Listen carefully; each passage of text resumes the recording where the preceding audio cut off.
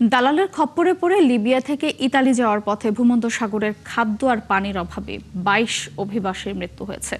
বিদেশি কয়েকটি গণমাধ্যমে তথ্য দিলেও গ্রিসের বাংলাদেশ দূতাবাস তা নিশ্চিত করেনি।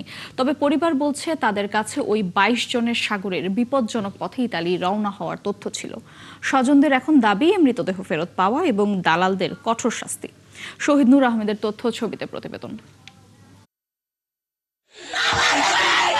ভূমধ্যসাগরে মৃত্যু হওয়া নাইমের মা আখি বেগম সন্তানের জন্য আহাজারি করছেন। শেষবারের মতো দেখতে চান সন্তানকে। পরিবারের সদস্যরা জানিয়েছে, গেল বছরের ডিসেম্বরে আজিজ নামের এক দালালের মাধ্যমে ১২ লাখ টাকার বিনিময়ে লিবিয়া যান দুবাই ফেরত নাইম। দীর্ঘদিন লিবিয়া থাকার পর কথা ছিল ২১শে মার্চ তিনি সাগর পাড়ি দিয়ে ইতালিতে যাবেন।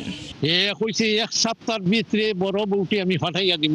বউটু আমরা দেখাইছি, আমার ছেলেও দেখাইছে ও বউটি যাইব, কিন্তু এই বউটি দিচ্ছেন না দিয়ে মালা দখল। আপনার লোকে খুব চালাকি হত। আমরা একটা মেসেজ দিব যে আর কেউ যাতে না যায়, যদি জানেন আপনার জীবনের তো কিন্তু টাকার মূল্য বেশি নয়, মানুষের জীবনের মূল্য বড়।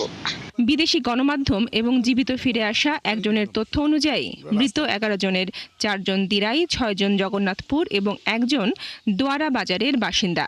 দ্রুত তাদের মরদেহ দেশে ফিরিয়ে আনার দাবি স্বজনদের।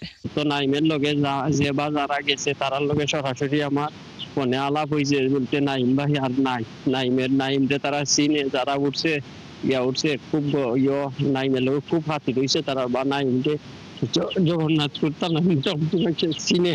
উদ্ধার হওয়া ওই ব্যক্তি জানিয়েছেন, মানব পাচারকারীরা গ্রিসে যাওয়ার জন্য তাদের কাছ থেকে মাথা পিছু ১২ লাখ টাকা নিয়েছিলেন।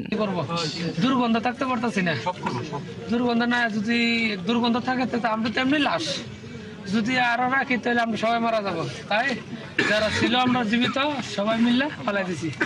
আর সুদানে যে ড্রাইভার আমরা লাগাতারি করছে। এদিকে বারবার একই ঘটনার জন্য দালাল চক্রের বিচার চাইলেন এলাকার জনপ্রতিনিধি। এই দালালদেরকে খুঁজে বের করে ওদেরকে আইনের আওতায় আনেন, ওদেরকে শাস্তি দেওয়ার ব্যবস্থা করেন, ভবিষ্যতে যেন এই দালালরা আর বাংলাদেশের কোনো ছেলেদেরকে প্রতারিত না করতে পারে। দালালদের আইনের আওতায় আনার কথা জানিয়েছেন জেলা প্রশাসক। তাদের বাড়ি বাড়ি আমাদের উপজেলা নির্বাহী কর্মকর্তারা যাচ্ছেন। আমরা জানতে চাইবো কাদের কাছে টাকা দিয়েছিল, তারা যোগাযোগ করছে, লেনদেন করছে এবং তারা কি আশ্বাস দিচ্ছে, তাদের ঠিকানা কি, এই সব যদি জানা যায় তাহলে পরে আমরা এদের বিরুদ্ধে আইনি প্রক্রিয়া শুরু করব, যাতে আইনি ব্যবস্থা নেওয়া যায়।